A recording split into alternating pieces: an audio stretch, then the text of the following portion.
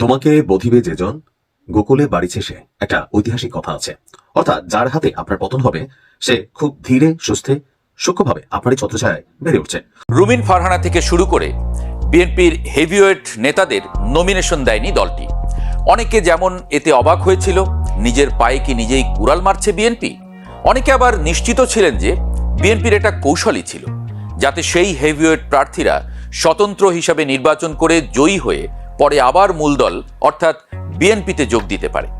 মাঝখান থেকে মিত্রদেরকে বোঝানো গেল আমরা চেষ্টা করেছিলাম, কিন্তু দিন শেষে সেই বিদ্রোহী প্রার্থীরাই হয়েছে এখন বিএনপির গলার কাঁটা। ত্রয়োদশ জাতীয় সংসদ নির্বাচনের দামামা বেজেছে দেশ জুড়ে।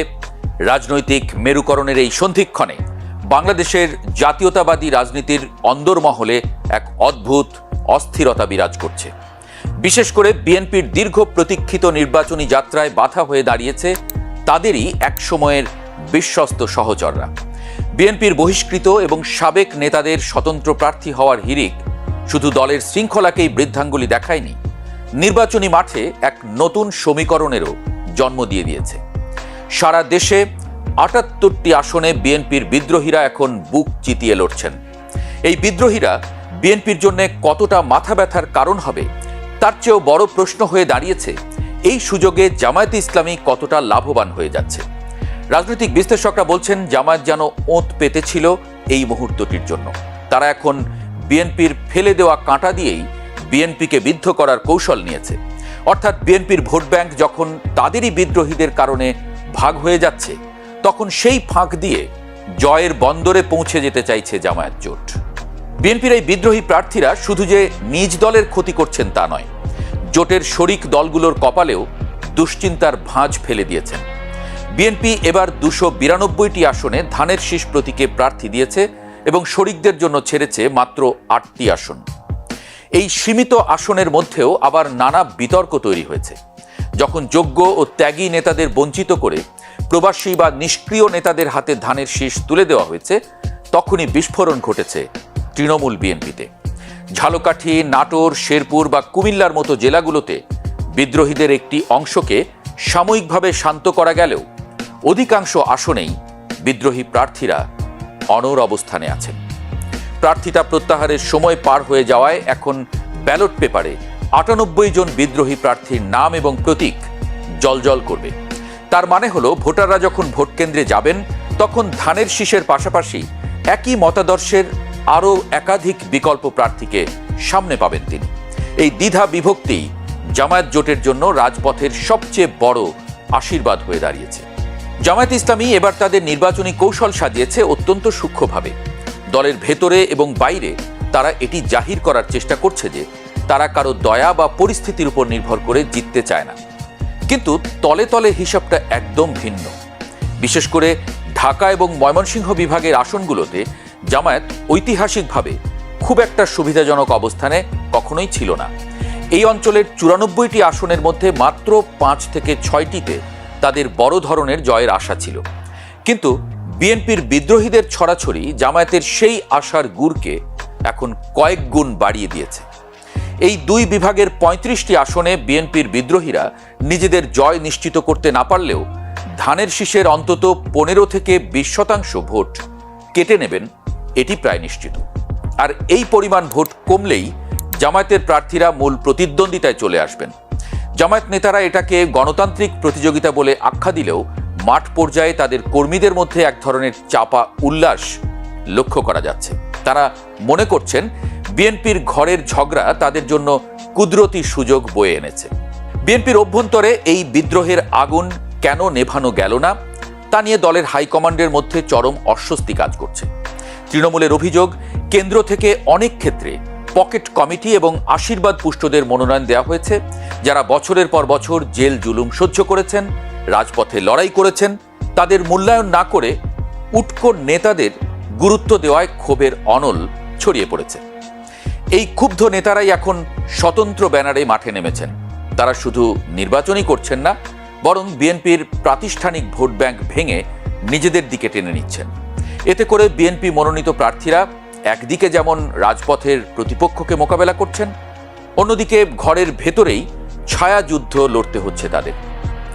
নজরুল ইসলাম খানের মতো হেভিওয়েট নেতারা বিষয়টিকে জনপ্রিয়তার লড়াই বলে হালকা করার চেষ্টা করলেও বাস্তবের জমিন বিএনপির জন্য ক্রমশ পিচ্ছিল হয়ে উঠছে।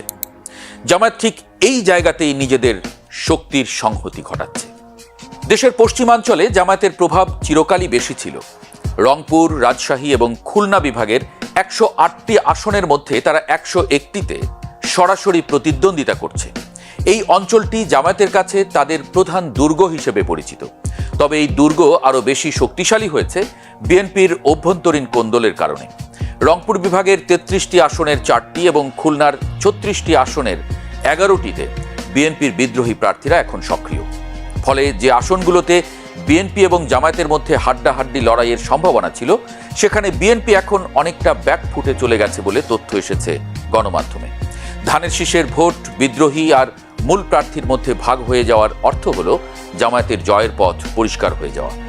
রাজবাড়ী বা বরিশালের মতো জায়গাগুলোতেও জামায়াত এখন বড় ধরনের চমক দেওয়ার অপেক্ষায় রয়েছে। তাদের এই কৌশলী জয়ের স্বপ্ন বিএনপির বিদ্রোহীদের মাধ্যমেই পূর্ণতা পেতে যাচ্ছে। ময়মনসিংহ বিভাগে জামায়াতের কোনো আসন জেতার রেকর্ড না থাকলেও এবার তারা খুব গুরুত্ব দিয়ে মাঠ সাজিয়েছে।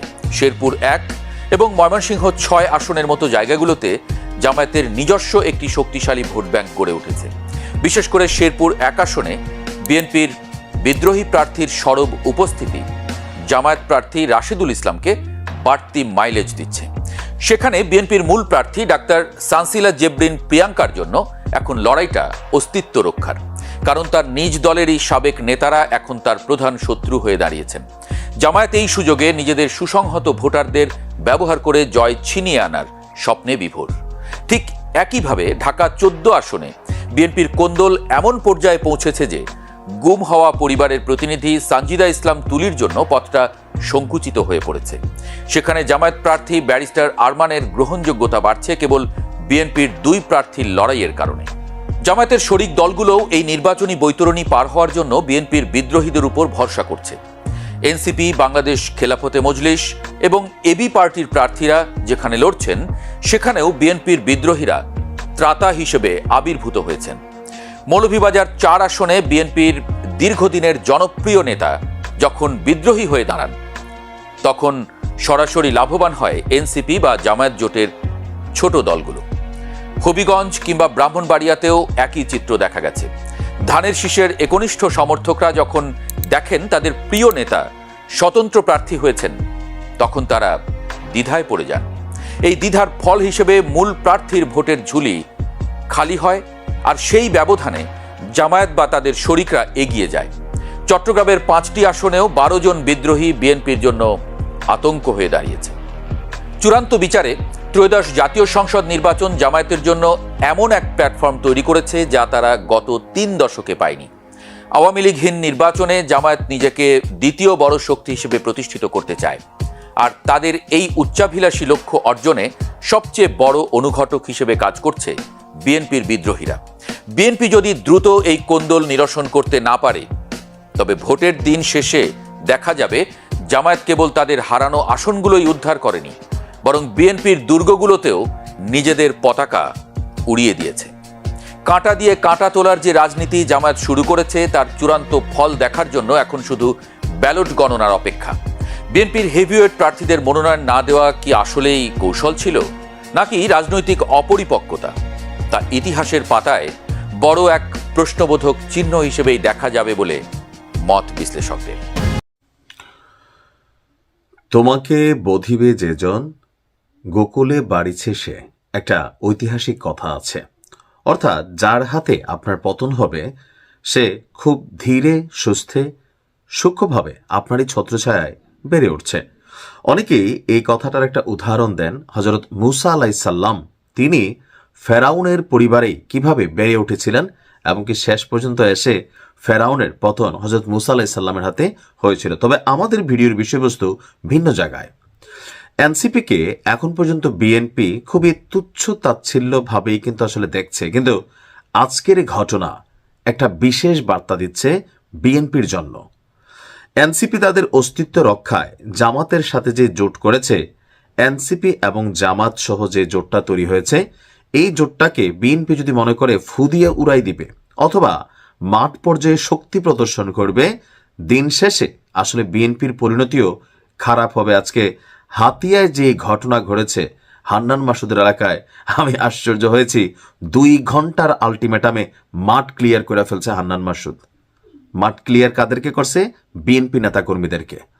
আপনারা জানেন যে আজকে বিএনপি এবং এনসিপির মধ্যে তুমুল সংঘর্ষ হয়েছে, ঘন্টা পর্যন্ত, মানে 2-3 ঘন্টা লাগে সংঘর্ষ ছিল, 10 জন আহত হয়েছে। দিন শেষে মাঠ দখলে গিয়েছে এনসিপির পক্ষে।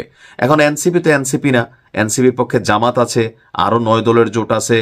এখন মানুষের মধ্যে একটা বড় অংশ কিন্তু এই মুহূর্তে সাপোর্টিং করে বসছে। আর বাংলাদেশের পরিবর্তিত রাজনীতিতে জামাতকে হালকা নেওয়ার সুযোগ নেই। সাদিক কায়েমের মতন ছেলে ভিপি, সে কিন্তু জনাব তারেক রহমানকে আপনি শেখ হাসিনার মতন লাথি দিয়ে বাংলাদেশ থেকে বের করে দিবে, এরকম হুঁশিয়ারি দিচ্ছে। আপনার বুঝতে হবে মাঠ পর্যায়ে জামাতের শক্তিটা এই মুহূর্তে কোন লেভেলে আছে। বিএনপি অনেক সময় চোখে সর্ষে ফুল দেখছেন আমার ধারণা, তবে সাবধান হওয়া উচিত। নোয়াখালীর দ্বীপ উপজেলা হাতিয়ার সন্তান হচ্ছে হান্নান মাসুদ।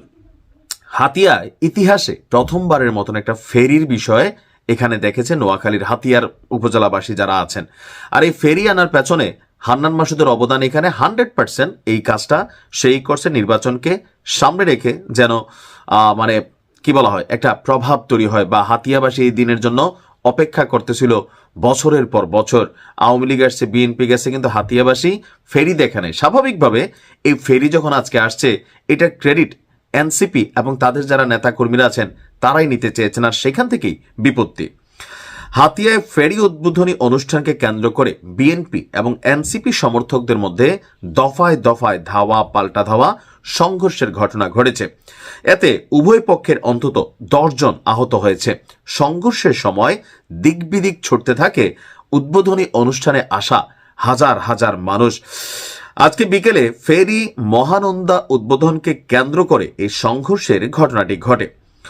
শুক্রবার বিকেলে উপজেলার নলচিরা চেয়ারম্যান ঘাট নৌপথে এই ফেরি সার্ভিসের উদ্বোধন করা হয়। এ সময় বিআইডব্লিউটির চেয়ারম্যান, চিফ ইঞ্জিনিয়ার, বিআইডব্লিউটিসির কমার্শিয়াল ডিরেক্টর উপস্থিত ছিলেন। ফেরি আনার পেছনে অবদান নিয়ে পৃথকভাবে স্লোগান দিতে থাকে এনসিপি এবং বিএনপি নেতাকর্মীরা। আর স্লোগানকে কেন্দ্র করেই উভয় পক্ষের মধ্যে উত্তেজনা দেখা দেয়। এরপর শুরু হয় পাল্টাপাল্টি, ধাওয়া পাল্টা ধাওয়া। এক পর্যায়ে ইটপাটকেল নিক্ষেপ এবং হাতাহাতি লাঠালাঠির মধ্যে তা গড়ায়। হাতাহাতি এবং ইটপাটকেলের আঘাতে ব্যাপক পুরুষ নারী আহত হয়েছেন।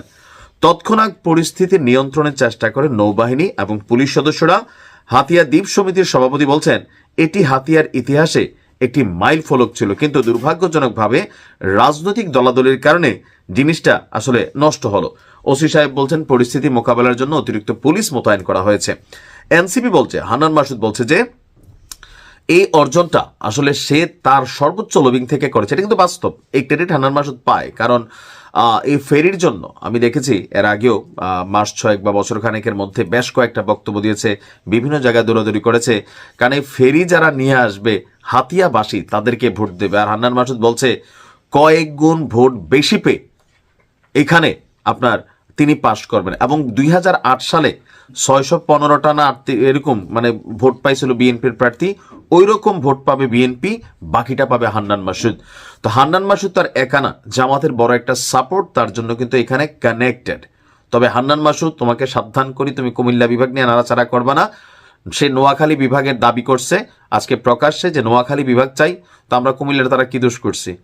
এসব রাজনৈতিক বক্তব্য। তারপর জামাতার আমির সাহেব, তিনিও কুমিল্লাকে বিভাগ দিবেন না, তিনি নোয়াখালীকে বিভাগ করার প্রতিশ্রুতি দিচ্ছেন। তো এরকম করলে তো জামাতের তারাই যারা কুমিল্লাবাসী তারা ভোট দিবে না কেন? কারণ হচ্ছে যে আমরা তো ভাই বিভাগের দাবি নিয়ে বসে আছি। তো উপদেষ্টা আসিফ মাহমুদ বলল সব নাকি কইরা ফেলছে, তো বাটপাইরা কথাবার্তা, মিথ্যুক কোথাকার। তাহলে কেমনে হবে বাবা? এখন চারদিক থেকে ভেজাল। আসলে যে কে কারে ভোট দিবে, জনপ্রিয়তা, এলাকা প্রীতি, সবকিছু তো আমাদের ব্লাডের মধ্যে কানেক্টেড। তবে সামনে নির্বাচনকে কেন্দ্র করে একটা বড় ধরনের সংঘর্ষের কিন্তু আশঙ্কা দেখা যাচ্ছে। যেভাবে মাঠ পর্যায়ে জামাত বিএনপি মারামারি হচ্ছে, এনসিপি বিএনপি মারামারি হচ্ছে, পরিস্থিতি কিন্তু আস্তে আস্তে আউট অফ কন্ট্রোলে যাচ্ছে। ভালো থাকুন।